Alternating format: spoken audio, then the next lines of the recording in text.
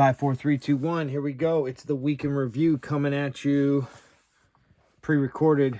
It's live right now. We are going to review the week, see what went well, what could have gone better, what just really might have sucked that we couldn't change. Ultimately, it's about improving. It's about reflection and being able to record and document what's been going on. So this week, we've got to look at like 3 zones, right? We got to look at there's like medical, there is fitness, and there's the personal. So in the medical world, it's very challenging for me to get the equipment that I need. There's a lot of constraints on the availability of certain items. And so it makes it very challenging to do one's job. And all you can do is work with your teammates and the other people in your territory and beyond, say, tri-state area and beyond, to try to allocate everything that you need in order to get the job done. Now, I don't have any cases, but I have a doctor on call. So that means I would like to have as many strategic things, sets, equipment set up, sterile at the hospital. So when this doctor has a patient come in and it's an injury and it's a traumatic situation and it has to happen right away, then they call you and you go, sure, no problem. I got all that stuff ready to go. Let's rock and roll. And unfortunately, I am not in that position to say that right now. Call doesn't start until tomorrow.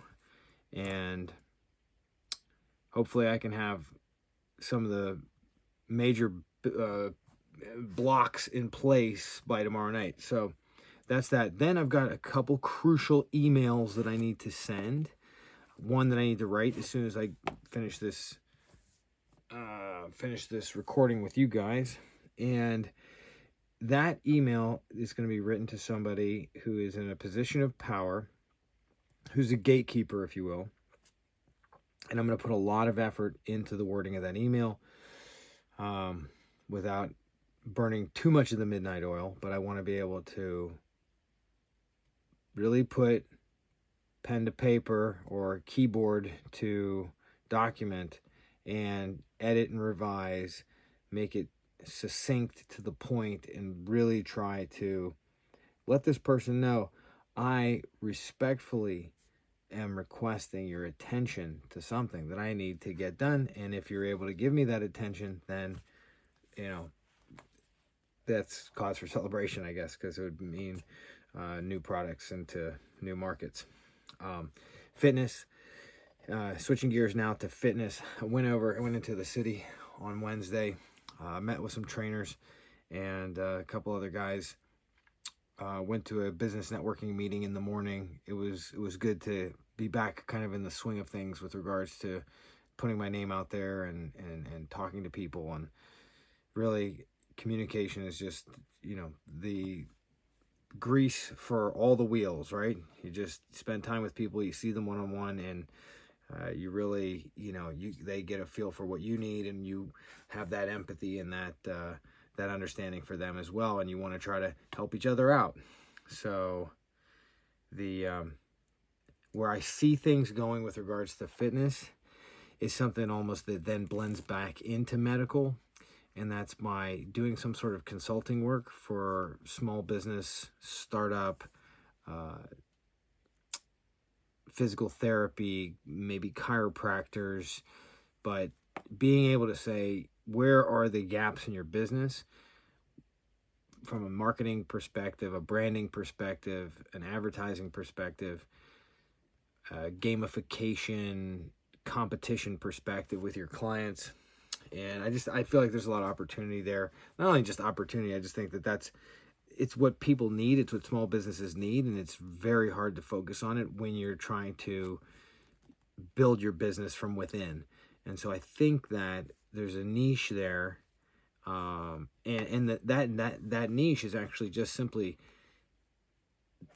it's, I don't want to say it's untapped. There's plenty of people out there doing this type of thing where they're like, I'm gonna, put you number one on Google. That would, like, I don't even know if anybody cares about that anymore, but like, that would be like their pitch. Like, I'm gonna get you high ranked in Google and all the search engines, and I know how to do search engine optimization, like with some sort of voodoo. And now you can just ask the artificial intelligence out there, like, what do I need to do to get ranked on Google? And it's going to give you a handful of things that may not even cost you any money, but if you actually took those steps and had the right keywords and you had the right this, that, and the other in your website, it's going to automatically move it up in ranking. So being able to advise and being able to help people do the things that they need to do to build their business, I think I'd get a lot of joy out of that. And then so yeah, we're gonna move in that direction on some level. And then as far as the personals, we had a lot of fun with the kids this weekend. Worked on the garden fence. Yeah, garden fence is it's looking pretty sharp. There's probably there's probably things I could have done better or done differently, but you learn a lot by building something, especially from scratch and by hand. So I think it's gonna be a great fence. I think it's gonna look very impressive, and the garden's gonna look legit, and there won't be any critters getting in there. At least no deer are gonna get in there. And I think that's the largest predator we have with regards to